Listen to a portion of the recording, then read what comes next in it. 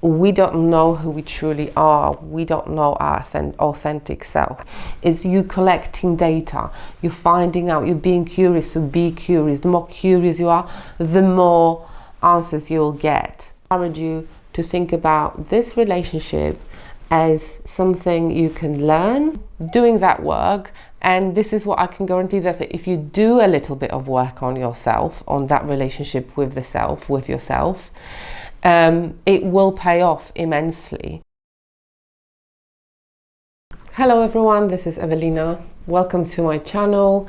Welcome to another episode of Feel, Grow, Live.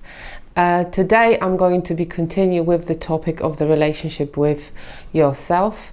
If you haven't watched it, please do. This is going to be a continuation of the topic. It's going to be in more practical terms. But before I do that, let's quickly recap the previous episode, because that's actually necessary to be able to build on that in relation to what I'm going to be talking about today. So in the last episode, I was talking about relationship with yourself as a way, as a lens through which to look at your struggles and the way you feel in everyday life, because very often our struggles can be traced down to the relationship with oneself. The relationship with oneself is in the center of mental health in general, but also in a lot of different aspects of it. What I mean by that is, in therapy room with clients, when I listen to people's struggles and listen to their problems, very often, more often than not, I can see that the way in which they're relating to the world, what happens to them, the problems they might have in the relationships, it's usually an extension of the relationship with themselves. Whether you like it or not, whether you are aware of that or not, you don't exist primarily in the relationship to the people around you, or to your dog, or to your job. You do exist, your psyche, your mind exist in the relationship with the self. So there's this idea that inside your conscious and unconscious mind, there is the concept called the self, and that self we have to get to know in our lives. We have to understand its nature to be able to build a healthy, stabilizing relationship with that, to be able to have a good life. It's very important in psychology and in therapy. It's quite a complex process to actually to bring awareness and to bring that into focus, how much of our problems and of our struggles do come from the fact that we are disconnected from the sense of self, that we don't know that we have the selves to take care of, that we are in the relationship with the self. So this is the main basic fundamental concept, and today I want to talk to you about in more detail about that relationship. Okay, so assuming that you have accepted the fact that you are in the relationship with yourself, that you have one, let's talk about what that relationship should be, and when is it healthy, and when it's functional, or what to do when it's not. Maybe I'm not going to be able to discuss all the details in today's episode, but certainly we're going to start today and we see how this unfolds.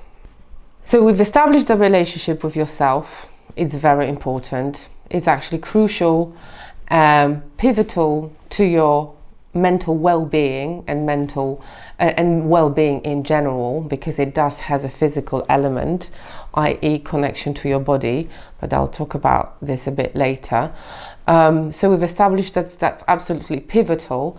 The reason behind all this, that it's actually very important here, is that it is like a key to solving your problems.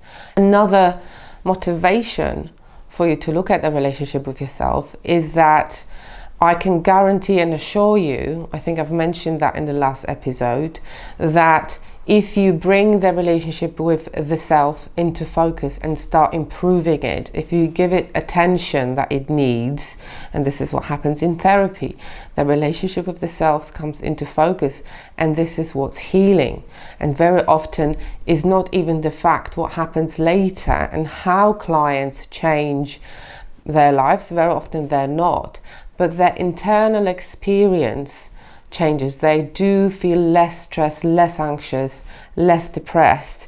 So the idea here is for you to look at yourself through the lens of the relationship with yourself, see whether that relationship is healthy and it's stabilizing for you as opposed to being dysfunctional and destabilizing.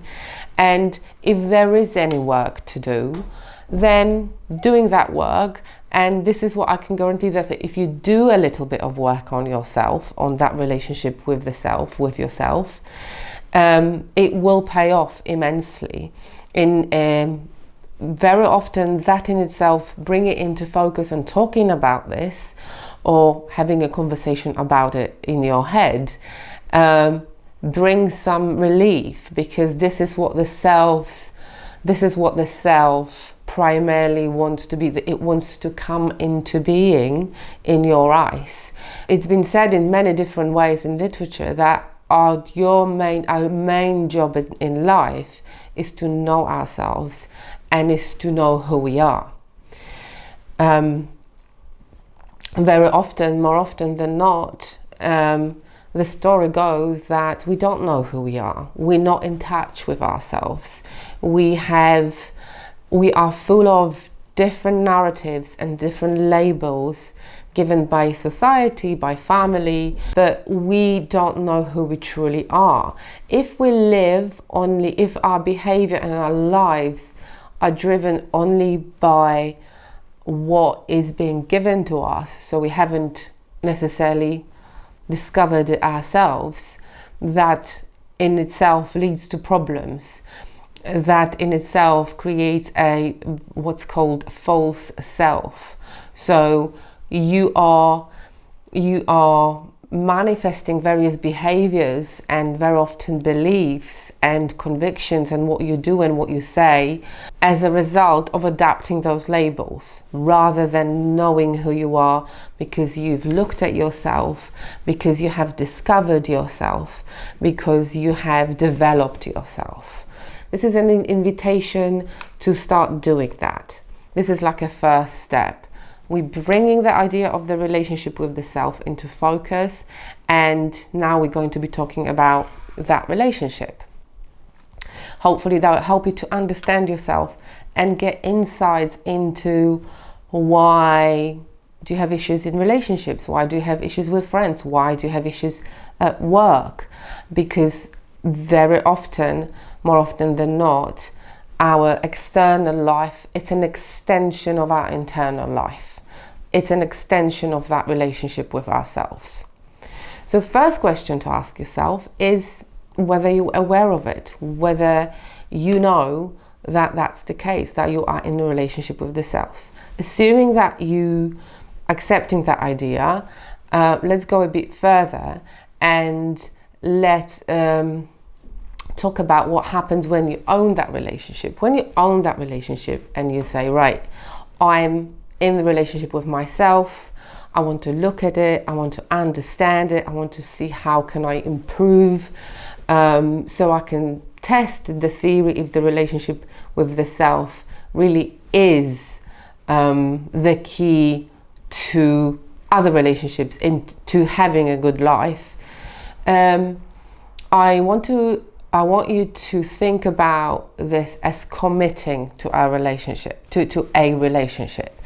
Relationship cannot exist if we are not committed. So if you can't commit any of your time, any of your attention to something, that thing is neglected. So ask yourself, am I neglecting the relationship with myself, or am I not?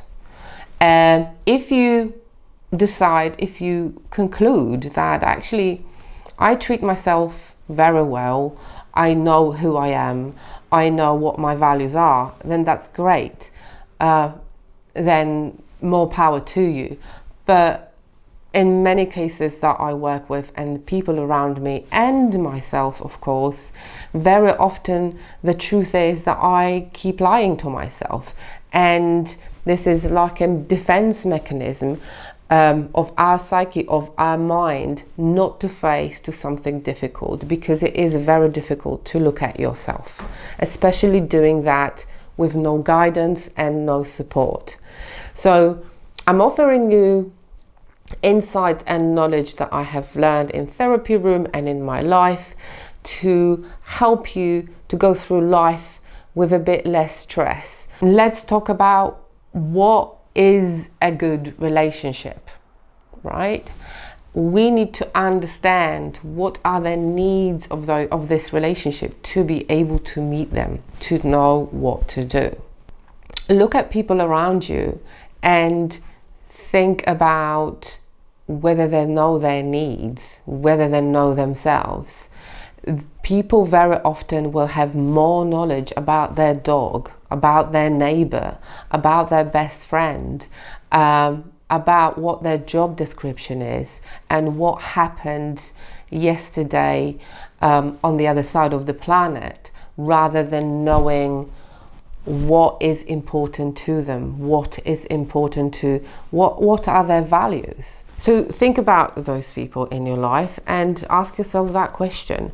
If you know yourself and if you know what you need in order to be stable, in order to not to be anxious, in order not to be depressed, okay? Because that relationship needs looking at, and it needs answering a question of what is the self in your case.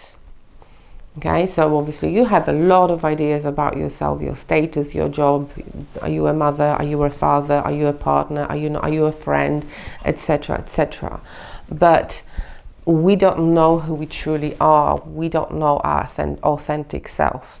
So therefore, we need to be looking at that and then act accordingly, because we can say that we do, or we can think that we do, but if you truly know yourself, you would be a very happy, successful, fulfilled human being. So again, more power to you. But if you're not, that could be a very good path in finding out why you're not, because looking at your relationship with yourself, it will give you your whys. It will give you a lot of answers to a lot of issues and a lot of problems. The nature of the relationship is as such, a relationship needs attention. A relationship needs your presence, needs for you to be present to it. Not to Instagram, not to YouTube.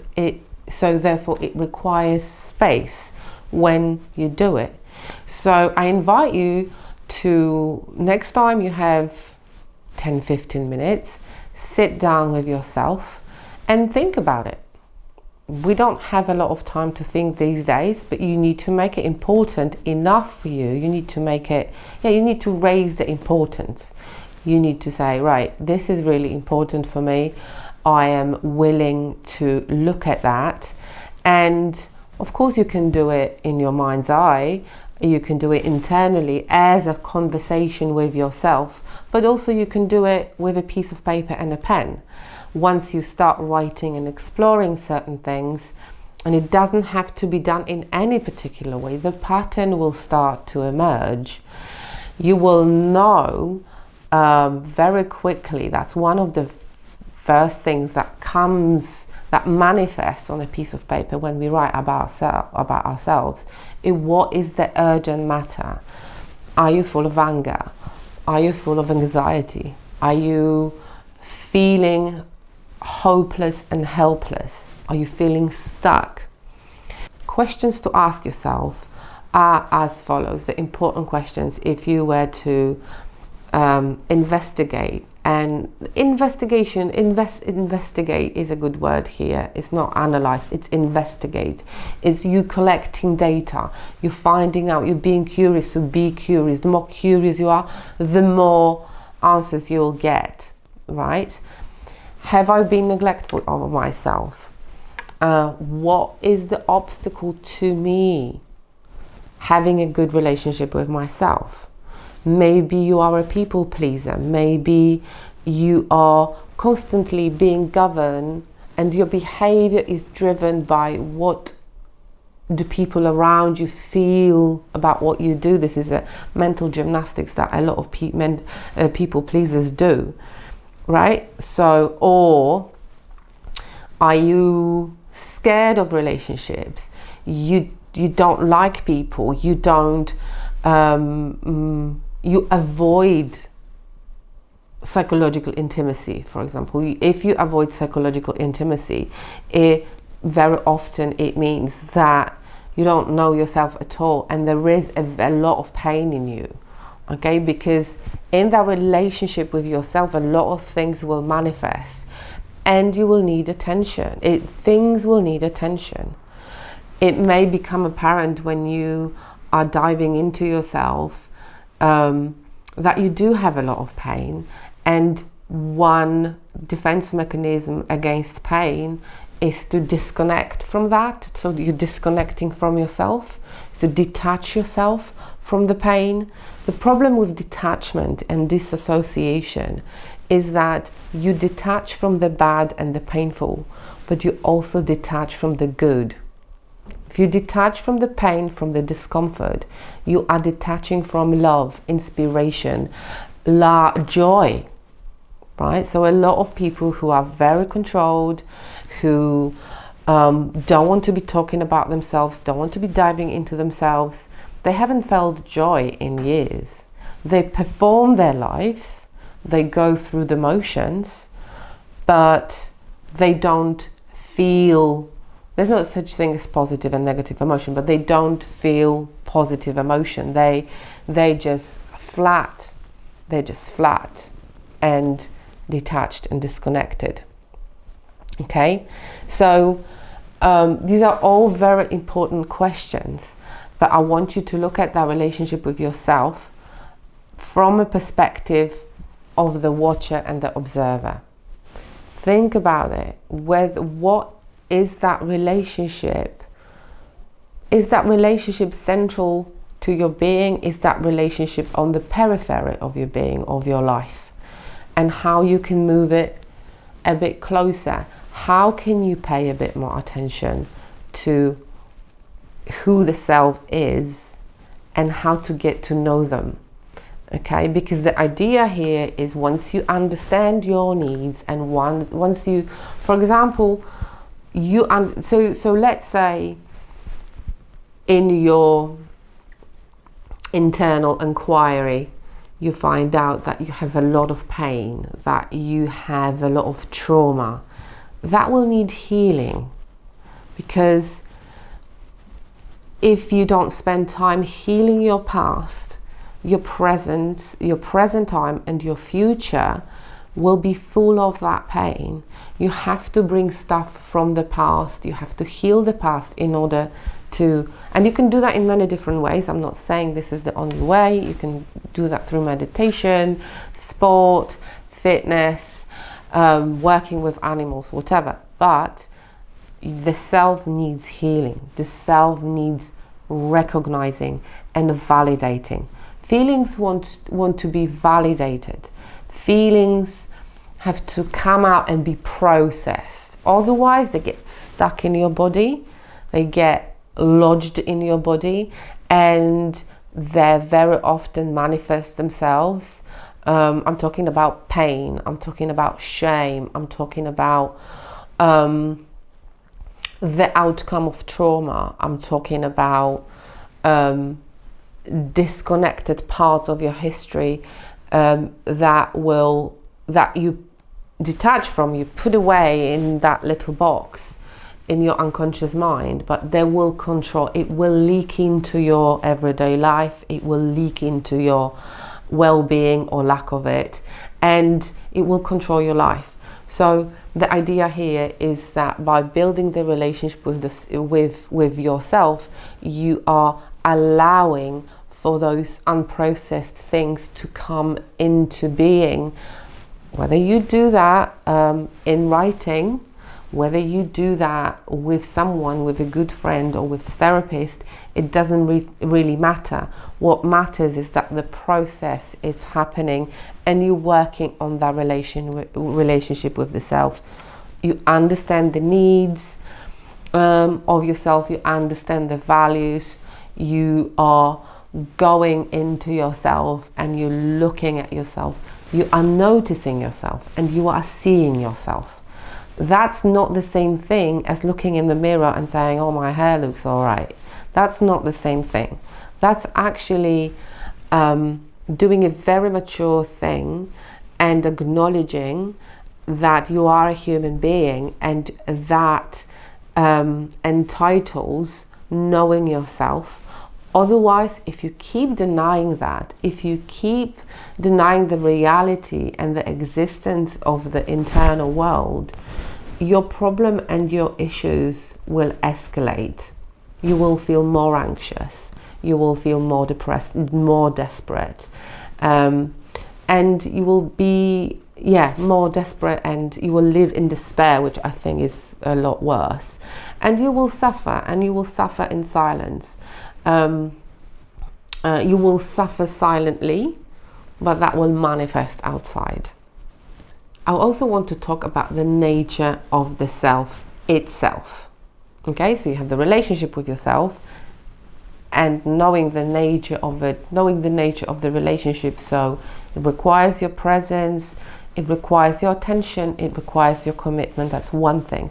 But you also, it's quite useful to look at the self as something, as a separate thing, just for the purpose of that inquiry, of that analysis, in order to understand what are you actually looking after, okay?